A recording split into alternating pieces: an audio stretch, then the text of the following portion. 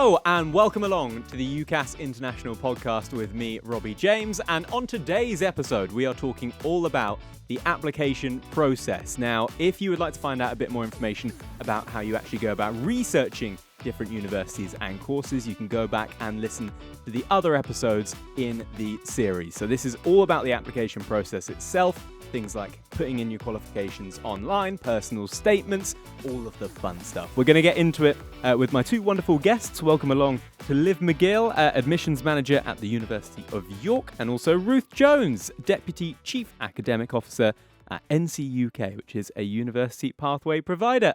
Lots to get into. Nice to see you both. First things first, just before we started recording, I'm going to give you a little look behind the camera here at UCAS. We had to do a little sound check, and we had to let Akishi, our producer, know what we had for breakfast. I said a normal breakfast thing, yogurt. You went normal breakfast thing, yogurt, Liv. Ruth, would you like to tell everyone what you had for breakfast this morning? Yeah, I had trifle, which I thought was quite a normal thing to have for breakfast. Outstanding. Genuinely one of the great answers I think you could have ever given to anything. Is it not a normal thing, is it, Liv? Or is it? I don't think I've ever had trifle for breakfast, no, but maybe I should try. But we're going to do it. Yeah. Tomorrow morning, we're both going to do it. Trendsetter. You really are, Ruth. It's good stuff. And we're going to, nice segue from trifle to the application process when you're looking to go to university. So let's start right at the start. And we'll come to you, Ruth, first on this, when, generally speaking, should students start thinking about their applications? Yeah, that's a great question. It really has to be at the very start of your final year of your secondary education studies. So making those decisions as soon as possible is really, really important. And it can be quite a daunting task for students when they start looking at UCAS application, the different sections they need to fill in. But there's always lots of support available for students, right from parents, friends, teachers at your school, right through to the UCAS staff, who are always happy to help and support students through every stage of that UCAS application. Generally with all of these things, it's good to be prepared, isn't it? Liv, as an admissions manager, is there even a prime time for you to start receiving admissions? So generally, I think you can't submit. So you can start applying now, and then you'll be able to submit applications from September. So I would advise students to submit their application where possible before the equal consideration deadline in January, which I believe is going to be on the 14th of January in 2026. That's just so that you're guaranteed, if you apply by that date, to be that your application will be considered equally along with everybody else's. So is that basically the unis won't look at applications until that date? Is that right? No, that's not the case. So some universities, depending on the course, some universities might hold applications until that date to then look at every application together. That's particularly true of very competitive courses where there may be a smaller number of places available. But generally at York, for example, we will start looking at applications as soon as we start bringing them into our system, which is usually the end of September. And kind of we just look at them continually then throughout the rest of the year. Just to note, though, I know I mentioned the equal consideration deadline in January. So although I'd advise you to apply before then, if possible, you can still apply after that date. So that's kind of just courses can close at that point if they have received enough applications, but there are still a lot of courses that will have spaces available after that. Would there potentially be any downfalls to leaving your application a little longer? The answer can be no, but would there? To actually submitting it to the university, I'd say no if it's before the January deadline. But as Ruth said before, it's important that that you're getting that research in advance so that you're not rushing it at the last minute. But in terms of when you actually submit the application, it doesn't really matter as long as it's, like I said, if it's before that date in January, it will be looked at equally with other applications. If it's sent after that, that's still absolutely fine, as long as those courses still have places available. And there are still a wealth of options available beyond the equal consideration deadline. And how important would you say, Ruth, that it is that you have someone, or whether that be a parent, guardian, friend, UCAS, anyone sort of supporting you and mentoring you through that whole application? Because let's face it, it's the first time you've probably done anything like this before. Yeah, no, it's really important to have that support and guidance through the UCAS application because, as I mentioned, for an international student, it is really daunting. Quite often, it'll be the first time they've done an application like this with the personal statement. It's very often the first time they've written a piece of text about themselves, which Mm. is really scary. I mean, if someone asked me to write about myself, I'd really struggle, let alone a You student. just say you have trifles for breakfast and have a nice time. Exactly. Pretty sure that would get me into a university. But yeah, but seriously, I think having that person to guide you through to help you understand what each section means, what you should and shouldn't put in each section, so you've got that best application possible. I think it is really, really important. And quite often, students though they will get stuck if they've got somebody to turn to, like you said, if it's a parent, a friend, or even if it's a counsellor or a teacher or even UCAS. I think having that someone who can explain and help you can really start to alleviate those nerves that quite often international students or any students can feel when they're facing a UCAS application. Yeah, and I guess it's those sort of those little things that maybe you wouldn't think about. For example, putting your qualifications in correctly, because that can all get a little bit bitty, can't it, Liv? Like that can be something that you obviously don't want to get wrong, but can be, again, for the first time, it's probably happening. Yeah, definitely. I think for completing that qualification section, just make sure that you list all sort of your high school qualifications that you've already achieved, but really importantly, the ones that you are still studying as well. So Uh-huh. sometimes we see students just put in what they've already got, and it's not that obvious to the person looking at the application what they're actually doing now. Yeah. And it's the current qualifications generally that we will be making an offer on the basis of. So just make sure that you put in as much detail as you can. Also, it's really useful to put in all the specific subjects that are being taken within that qualification. So some subjects, some qualifications, sorry, like A levels, but they'll be split into specific subjects. But some other qualifications, just you kind of take as a whole, and then within that you Right. take different subjects. And so for a lot of our courses at York, we might have essential subject requirements. So it's really important as well that we can see actually what you are taking within that qualification. If you are not sure at any point how to complete the application, you can always get in touch with UCAS. They'll be more than happy to guide you. And there is also a lot of guidance on the website as well. Just to put you at ease a little bit, though, if you do forget to put something in or you do enter something incorrectly, then you can always contact the universities. At York, we'd be more than happy to hear from you by email. So that's the if best you're thing to worried. go to the uni. Yeah, generally, yes. I think once the application's submitted, to contact the university in the first instance. Equally, if something's not clear and we need further information, then we will reach out to the student. So it's not a case of if the information's not there, then you won't be successful. If we need more information, then we would get in touch. Right, strap yourselves in. Do you want to talk personal statements?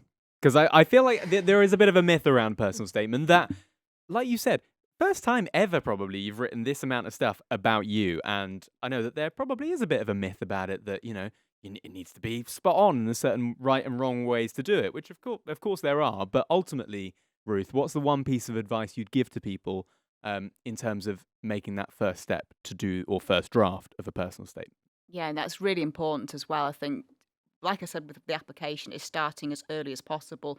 Don't Yeah. leave the personal statement till the last minute. Give it the time, the dedication it needs. So I think the main piece of advice that I would offer to students is, as well as starting early, is don't be afraid to start drafting, listing things.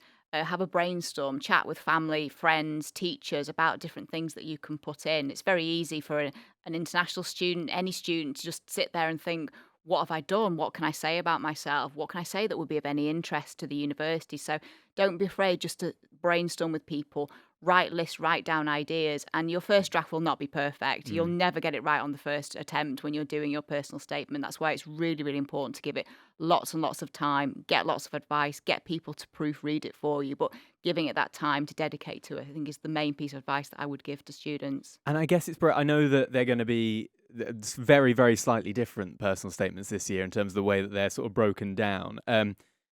That is a big part of it, right? Making a big task into a slightly smaller one, Liv, and breaking it down into little parts. So this section is on X or Y or Z, whatever it might be. Actually, trying to make it a little bit less daunting. Yeah, I think that's it. Ultimately, we are expecting the content of the personal statement to be pretty much the same. It's just that it is broken down into those sections from next year. The way I see it, more to kind of help the students write Mm. it and to kind of give them a bit of a starting point, really. Something that I would really recommend is always thinking about pulling out the skills that you've gained from whatever it is that you've done. So don't just list what it is that you've done, but actually what have you gained from that and why is that relevant to the course that you want to apply to? And how are those experiences, how are they going to benefit you in the long term? So just as an example, if you've been a captain in a football team, well, don't just say in my spare time I enjoy being captain of this football team, but actually from that, I've gained teamwork skills, leadership skills, communication skills. It's all those skills that you're gaining from those things that you do, and then how you can apply those to the course. Can I just play devil's advocate with that, though? Because if you say, I don't know, you've just realised something's clicked in your brain and you've gone, I want to go to uni and I want to do this.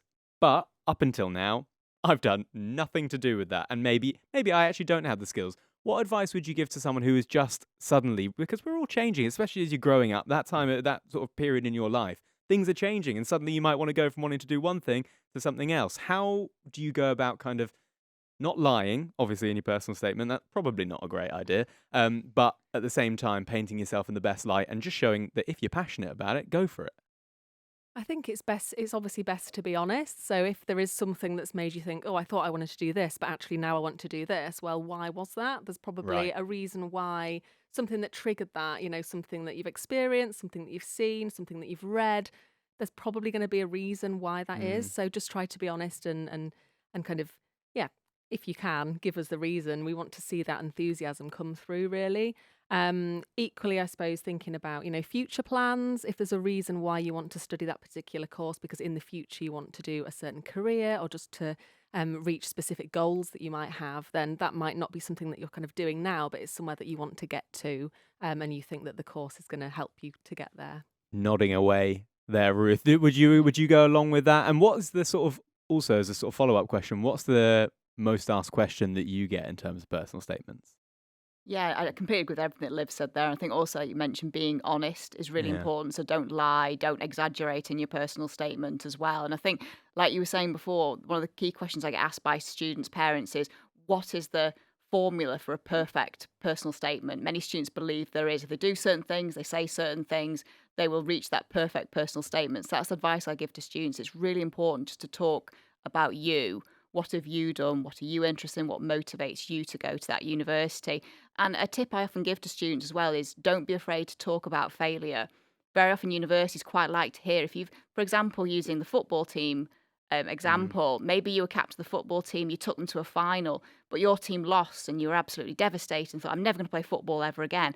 Don't look at it like that. There's opportunities to learn. So what went wrong? How did you recover from that? What did you learn from that? Why did that spur you on to keep on playing football, using that as an example? And admissions tutors at universities, they love to read about how you've dealt with failure, how you've learned from failure as well. So if you've changed things or you've changed your mind, perhaps you tried a qualification, it wasn't for you, you've learned from that. Always don't be afraid to put that in your statement. How did you learn for something? How will you take that learning, that development and that growth forward into your future career at university and beyond? And how is best to prepare for sort of moving it on from personal statements to things like auditions, or you might have admissions tests, have to sort of submit portfolios, things like that.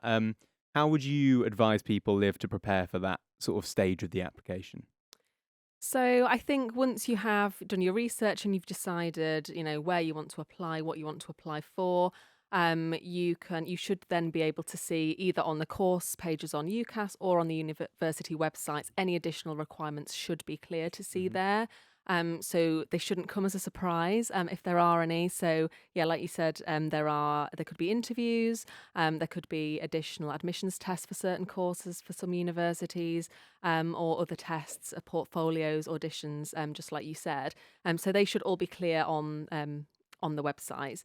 In terms of preparing for these, there is so much information out there on preparing sort of for an interview. That's probably the most common one in my experience at York anyway, is the interviews. So again, for those, we'd advise to reread that personal statement, because that might form sort of the talking point or the start of the opening conversation of the interview, might relate to. So they may have picked something up that they saw in the personal statement and ask you about it. Yeah, absolutely. Yeah, that's right. We also offer we have a MOOC, which is a massive open online course on our website. It's called a what? A MOOC? A massive online... Open... A massive open online course. Sure. So we have one of those on our website, which is which basically is to help you prepare, how to prepare for a university interview. So on our website, on York's website, you could sign up to that. It's free to do so, just to give you some tips and some advice and to make the whole process feel a little bit less daunting. And I'm sure UCAS also has a lot of information on their website. Well, I can tell you for now, I don't think they have any MOOCs. Any MOOCs, UCAS? No, I didn't know. I didn't think so. Good. Well, that threw us, didn't we? We didn't expect that. Ruth, what would you say in terms of the interview process? What content, what things are you expected to be asked in an interview? Because let's face it, most people at that stage of your life, you've never done an interview before. Yeah, that's exactly it as well. And also it can be quite frightening for students because English is not often their first language. So they're expecting to conduct an interview in English as well, which can be quite frightening on the phone or on electronic. So quite often it can be something that makes students unnecessarily nervous. But I always say to students, the university, they want to put you at ease. They want you to succeed in this. And very often with interviews, they're using it as an opportunity just to learn more about you. Why are you interested in this course? What are you going to bring to this university? So like Liv was saying, they'll very often pick up things that were in the personal statement. So different things that you've mentioned, different things that have interested you. They might want to just uncover a little bit more about that. So why you're interested in a particular subject. Perhaps you mentioned a project you were doing at school. They might just want to know a little bit more about that as well. So really understanding a bit more about you. And it's a two-way process as well. As they're finding more information about you, it's your opportunity to ask that university lots of questions. So that's why it's really important. So again, what's the different structure of the course? What other opportunities are there? Are there work experience opportunities, for example? What sort of feedback are you getting from students? What sort of pain points are they finding with that as well? So it's your opportunity to really start to dig into what that course is more about. I like the thought about just turning the tables on the interview and saying, exactly. Well, actually, what's your course like? Convince me to come to your university. Exactly. That's not how it actually works. Exactly. Well, you could very say that to them. You know, what are the strengths of the course? You know, what do you find challenging about it? What feedback are you getting from students? So it's your opportunity to also be the interviewer as well and start to get that information from the institution as well. But going back to the original point, it also is one of the reasons why it's so important to be truthful on your personal statement. If you've put, for example, that you won a national mathematics competition, you might find you're asked about that. And if that was a lie, that's going to look very, very awkward. And very quickly that university might be reconsidering making you an offer on a place on one of their courses. Yeah, good luck covering that one up. So, Liv, how do predicted grades work? So as part of your application, you will need to complete, you'll need to fill in a section which has your completed qualifications and then also any incomplete qualifications that you're still studying for. And for those ones, we require what we call predicted grades. So that's a grade that your sort of teacher or your sort of supervisor at school will be able to provide, which kind of gives us an indication of what grades you're likely to achieve. So they'll probably base this on kind of how you're currently working, any previous exams that you've done at school, and it just helps us to sort of make that assessment of your application, basically. So it's really important that we have those in there. As we sort of round off this conversation, I want to give you a scenario because we've spoken about the importance of being prepared and going through all these stages and making sure you've got someone alongside. Let's face it, there's always people out there who, for whatever reason, they've left it to the last minute. Okay, it's the last minute and they're rushing around trying to put an application together. What's the one piece of advice, Liv, we'll start with you, that you would maybe give to a student in that position trying to put in an application, but it is late? Well, I guess it depends how late, I suppose. If it's... Oh, I'm talking late. I guess still try to dedicate as much time to it as possible. Obviously, you're not going to have as long if you have left it quite late on, but it still is really important to try to put as good an application in as possible. So probably with that personal statement, that is the bit that you can really affect as part of the application. The rest of the application is largely, just going through and entering details, personal details, qualification details, but really it's the personal statement that I think can kind of make the difference, and that's where you get your opportunity to kind of really express why you want to do the course, and we find out a bit more about you. So I guess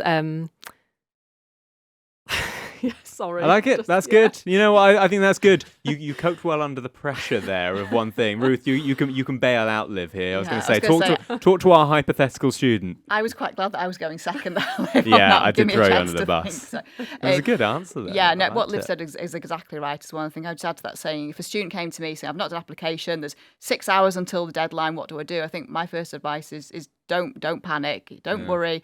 Let's get through this together as well. And as Liv said, a lot of the application is quite straightforward to fill out. So my advice to the student would be when you get to the personal statement, which is the real large part of that, is, again, be honest, don't be tempted to copy from somewhere, because UCAS has similarity detection software. So if you go and craftily get somebody else's personal statement and put it in as your own, you will get found out about that as well. So that would be a very naughty thing to do. So I think that would be my advice, is don't panic. Let's go through this together. Let's get it completed and within the deadline. And mainly, don't panic, don't worry. So thank you, Liv, for going first there. That's good. Yeah, well done, Liv. Sorry, I gave you a tough one there to end. Good stuff. Right, lovely. I think on that note, we will end things. I think very important, Liv, we find out more about MOOCs after this recording. I'm well up for that. And Ruth, we will be around yours for Trifle tomorrow morning. Everyone's welcome. 8 o'clock sharpish. Is that okay? Good. Perfect. Okay. Super. Right, a good place to end today's podcast. Thank you very much to Liv and to Ruth as well. Don't forget, loads of other resources available via ucas.com/international. You can also click like and subscribe, and you'll be able to stay up to speed with all of the various UCAS International podcasts. Until then, have a nice time.